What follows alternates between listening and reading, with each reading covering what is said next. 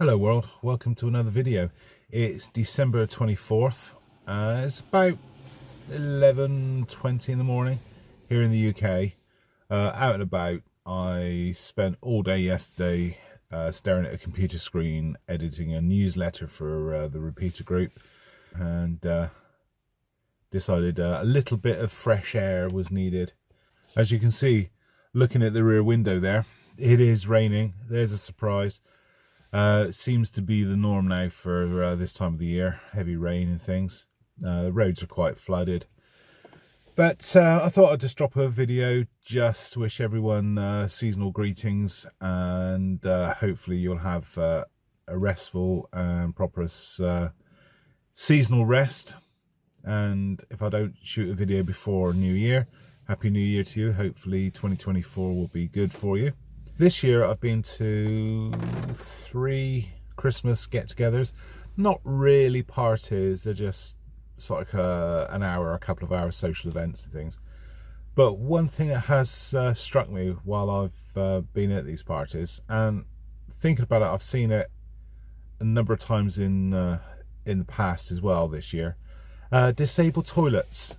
You go into one, and the emergency call assist pull cord that usually dangles from the ceiling on a long string, usually red in colour, but quite often the cheaper versions of it are just an ordinary white pull cord, the kind of thing that here in the UK we would find in a domestic toilet. So the switch is on the ceiling and there's a very long string, and you just pull the string to switch the light on and off. But the emergency ones are usually like a reddish colour and hang from the ceilings, or rather they're supposed to. An awful lot of disabled lavatories I've been to in the UK, hey, lavatory, that's a nice posh word, have had that string tied up in a nice little bow about an inch to 2 inches or 25 to 50 millimeters from the ceiling, the switch itself. It's all nicely tied up and looking respectful.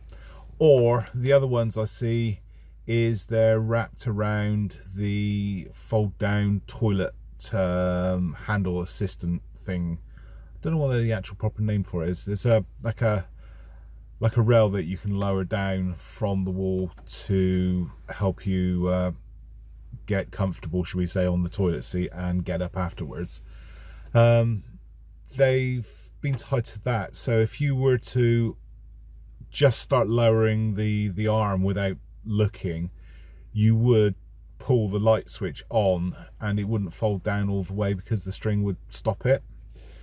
They're meant to be full length from the ceiling to the floor, so if you are if you fall and find yourself on the floor, you may be able to crawl or slide over to the string and pull it to alert that you need assistance.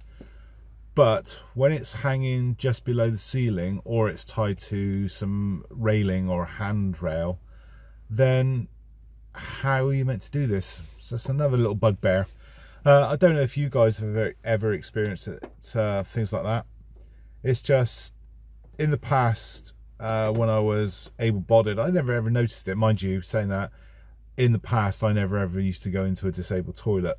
There's usually an able-bodied toilet next door to it, but more and more and more disabled toilets are becoming uni-usage, so both abled and disabled-bodied people can use them. The other thing I do notice, again, this is just down to the companies that the toilets were located in, is the cleanliness goes from absolutely amazing, although still having the string tied up out of the way kind of thing, to something that looks like a swamp with various liquids over the floor and toilet paper and all sorts of things all over the place, and just not very inviting at all. So that was just an observation, really. I've been meaning to talk about it for a little while, but the last couple of days, as I said, been to a few social gatherings and found that the toilets in these places are normally just sort of wrapped up around the railings or dangling from the ceiling. It's quite frustrating. The other thing to talk about is disabled parking in the local McDonald's. It's got better. It's not perfect, but since the pandemic is over, well, say it's over, it's subsided. The number of Uber delivery guys parking in disabled bays is practically nothing now, so it's brilliant for Uber.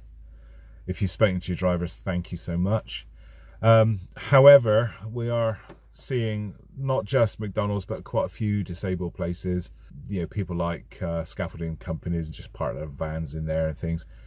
I do take on board a comment that somebody left to my previous video about private car parking. There's no legal requirements, but you'd have thought out of general decency people would have respect to keep the bays free.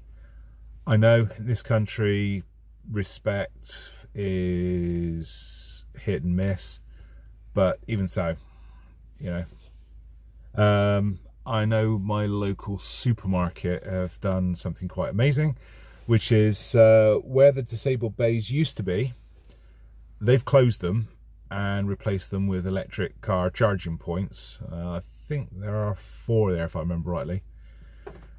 Disabled bays are now further on round, so it's a little bit further to walk for people that struggle. And more importantly, this time of the year, with it dark, the lighting around there is not great. So you're sort of stumbling around quite a distance in a low level light environment at night time. So that's just an observation. Now I see there is a legal requirement. If you have a certain number of car parking spaces, then you have to assign a percentage to disabled bays. Now the actual numbers off the top of my head I can't remember. If I get time I will have a look at it and I'll post some text here somewhere. So that's the end of the grumble really. But as I said, I've just come out to get a little bit of fresh air. I've been editing up a newsletter for the local repeater group. It takes a while to write it and put it together, and then it goes to and from myself and another editor, and eventually we go from draft 1 to, I think the worst one was being draft 12. This one I think got to draft 5 or 6 before it went, oh yeah, that'll do, and we'll send it. So yeah, it's been taking quite a bit of my time. I've got a long list of training material I need to do for work. I may, if I get some time, have a look at it. It's quite surprising. Christmas is really quite not a good time for me. I hate it, but it's also quite a busy time with lots and lots of projects and things to catch up on. Things that I've put into the, oh yeah, I'll do that later because I'm not in the mood, as it were. So I still get these bursts of not really wanting to do anything, quite moody, and then I'm fine again. So Christmas, don't really like Christmas. I used to, up until 2006 when my sister died. She was Miss Christmas. She's a lot older than I am, and she would have been in her 70s now if she was still alive. But unfortunately, said she died in 2006, and at that point Christmas sort of plummeted and fell apart. My parents used to have 13 of us around for Christmas. Now there's 4 of us, and for me personally, we'll probably have a meal tomorrow with just myself and one or two of my children. I'm not sure. My kids are early 30s and early 20s, so it's quite, yeah, they're not kids anymore. So one will probably be potentially over the boyfriends, the other one will probably be in bed. My good lady herself will be asleep because she's working tonight. She's a nurse. She's working tonight and tomorrow night, so it would be unfair to wake her up and say your dinner's ready. So if we do have a meal, it'll be late on, probably 5 or 6 o'clock in the evening. so she can have something before she goes to work. But not dwelling on that. Health-wise, moving that, it's going okay. I am struggling at work. I have emailed my boss explaining some of the issues I've got, sort of mobility, tiredness, forgetfulness, frustration. I get very, very frustrated very easily. Didn't used to. It's just I find things, just simple things, I get rather wound up with and annoyed. So I've emailed my boss to explain a few things and ask him if he can potentially help. Don't want to talk about it too much on this channel at the moment. I did email him about 2 weeks ago, and he's not mentioned the email to me at all. So I thought I'd leave it until after Christmas and then chase it. So the outcome of that I'll let you know later. But it's just me. I just, every now and then I'll just get really down and this veil of doom falls over me.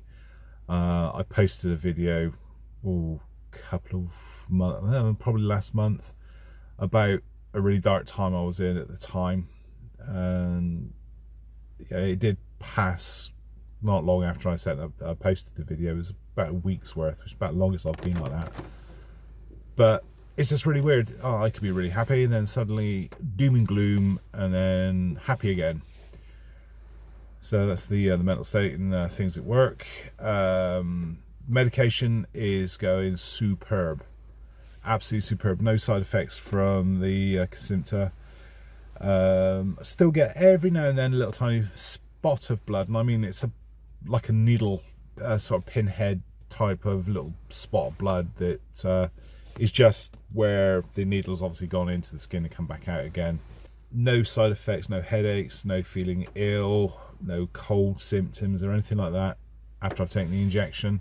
I have had an MRI scan this year. I've had 2 this year, sorry. And the consultant at the hospital I see hasn't contacted me to say you need to come in urgently because we need to change this, we need to do that. So I'm going down the lines of no news is good news on that one. I've not had any signs of UTIs or anything. I do check daily, randomly dip test as well, and there's no signs of any I can't think of the nitrates or whatever the other one is. There's no signs of any of those. They're all normal. So that's over 1.5 years now of being UTI free, as it were. So I'm quite happy about that. Unfortunately, when I did have UTIs, it used to, basically my legs would be worse than they are normally, and if I got up at night time to try to get up at night, I found myself sliding off the bed and landing on the floor, and then just not having the strength in my legs or the control to actually get back up into bed. It used to drive me up the wall, and ended up contacting the emergency services to get me up. Occasionally they would take me into hospital for intravenous medication, but you know, thankfully it's less and less. And at the moment, with the striking that's going on, I'm pretty glad of that, because I do not want to be a burden to the NHS. On that front, the weight loss that I am still doing is going well. It's coming off slowly, but it is coming off and staying off. It's not one of the yo-yo diets that I've done in the past. Unfortunately, I've been a big lad since birth, basically. And it's only recently that I thought to myself, you know what, Matt, you are being a I can't say that on YouTube because it'll get blocked. You are being a such and such, as if when you had the UTIs you ended up on the floor, you're endangering the emergency crews that turn out that could injure themselves trying to get you back up on your feet. So getting to a better place weight wise has kind of been happening naturally, The major one for me is the diet. My wife used to cook with stirring mixes, powder mixes and things like that to give flavour. She now does it from scratch, in exactly the same time. She's not saving or spending more time doing stuff, but the meals are a lot better. We don't eat meat so much as we used to. There's more vegetarian style tofu. I quite like tofu, actually. It's quite surprising. I'm not trying to tell you anything about how to eat or anything like that. This is me personally. For me, it is working. It is coming off slowly and staying off since June, when I bought myself a pair of scales that I can actually weigh myself on. They would do 2.5 metric tons in weight. No, I'm joking. They would support a weight that I was at the time, and since June I've lost 2.2 stone since June, so it's going in the right direction. The downside of it, which I'm gonna have to deal with, I hope, in a couple of years time, because I'm gonna carry on, see how far we can get down with the weight. But unfortunately, there is now excess skin collections and things are sort of a bit saggy, so that might have to be dealt with a little in a couple of years, hopefully. Unfortunately, in this country you have to go private to have any cosmetic surgery done, so I'll have to think about that bridge when I get to it. I do want to keep going though, so that's just me. Not an easy thing to talk about, unfortunately. Very self-conscious at times. Always have been all my life. Always been a big. I've tried diets in the past, and yes, for the first month or so, yeah, great. It was falling off for me, and then it just stopped. It went all the way back on again. So it just yo-yoing. But this time round, it is, like I said, it's coming off slowly. And from June till December there's 2.2 stone. Not particularly brilliant, but it is coming off and staying off. Okay, I'll be honest, there are times where it fluctuates about ½ pound. So I lose, let's say on a Monday, I lose, between Monday and Thursday, I lose ½ pound to a pound or more. It might go back up by ½ pound as well, then it'll carry on dropping again. So I'm not overly worried about little bumps in the road like that, but generally the trend is down, which is I'm happy about. So watch this space. We might even share the journey together if I'm that way inclined. I'm not sure, because I might edit all this out yet. I don't know. So like I said, I'm quite conscious about talking about me. What else for 24 is ahead for me? Well, my good lady's, I think I mentioned already, she's off in April, I think it is, to the Maldives for a couple of weeks on holiday. Love to have gone with her, but it is what it is, travel wise and things. I want to try and get some more qualifications sorted out, but it's a balance at the moment, because sometimes I'm really keen on doing the stuff. I want to get on there and do the training, and then just as you sort of get to the programming, the actual packages that you look, I get this do you know, I can't be asked, and I'll come back to it. I need to try and get my head around that, just to see if I can get myself out of this can't be asked state I keep finding myself in. It's frustrating, annoying. Wasn't me, really wasn't me. Radio wise, we've got the radio club have got a number of events to do, so I do a lot of the events planning and coordination things, which is great. It gives me something to do and something to aim for. yeah, so this year 23 we've done an event called Meals on the Air, where we go down to a local, I say it's local, it's about 45-50 minute drive from here, to a local windmill, and we operate for the Saturday and Sunday from there. We've also done Railways on the Air, which we go to the local railway station, which for me is a mile down the road, so it's really close. We commemorate the efforts that the guys there do to put on a heritage railway. There is also the 1940s weekend at the same railway, where everybody dresses up in 1940s uniforms and things, except for me. And we put that on to the airwaves and mapping things, so that's that. We've also done this year, no we haven't, we would have done this year lighthouses on the air to highlight the importance of lighthouses worldwide. Because we'd done another event previous to that, which I'll talk about in a second, we didn't have time to do that. It was just, there was too much to do. Basically we did a week's worth of an event called Flight 777, which was to commemorate a flight that was shot down in 1943. It was its 80th year.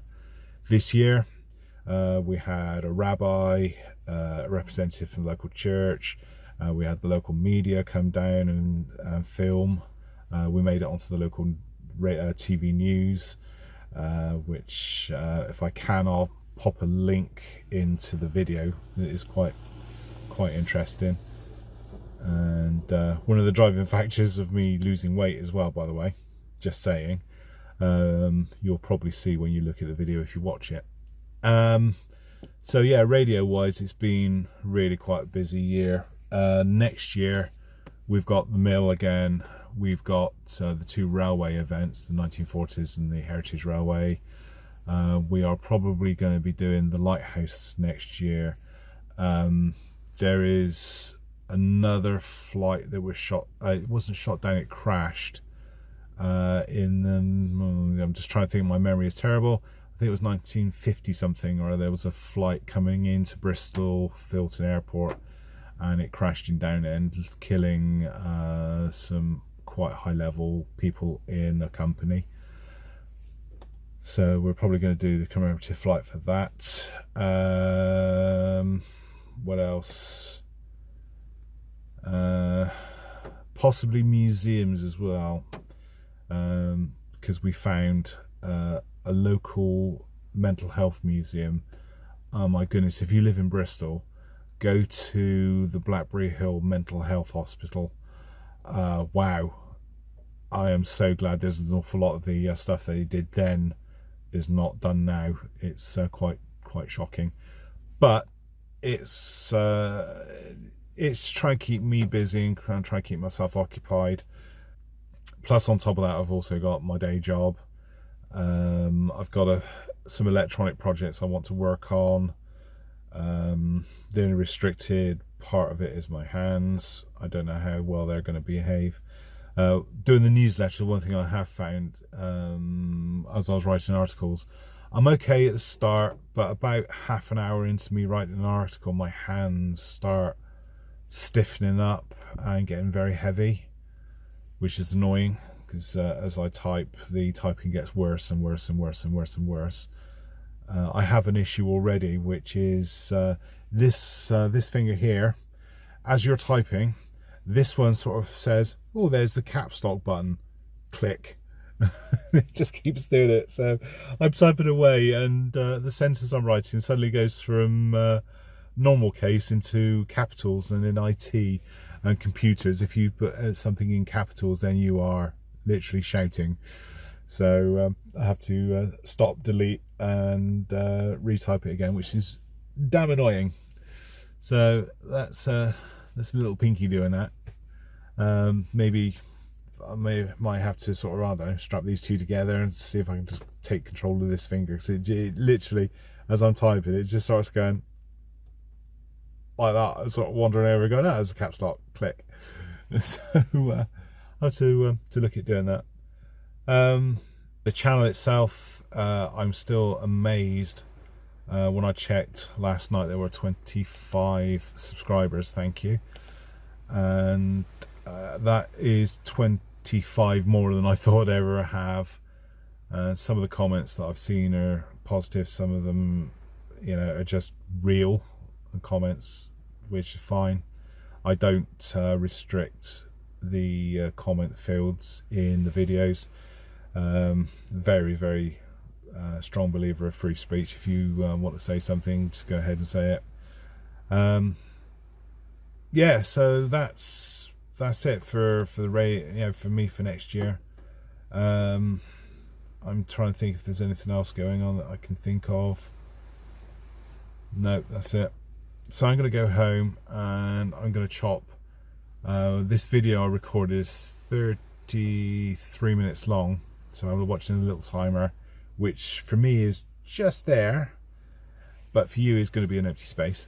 But it's just clicked over to 33 minutes, so by the time I edit it up and cut it back, it'll probably be about 3 minutes, because there's a lot of waffle I chop out. I spare you from that.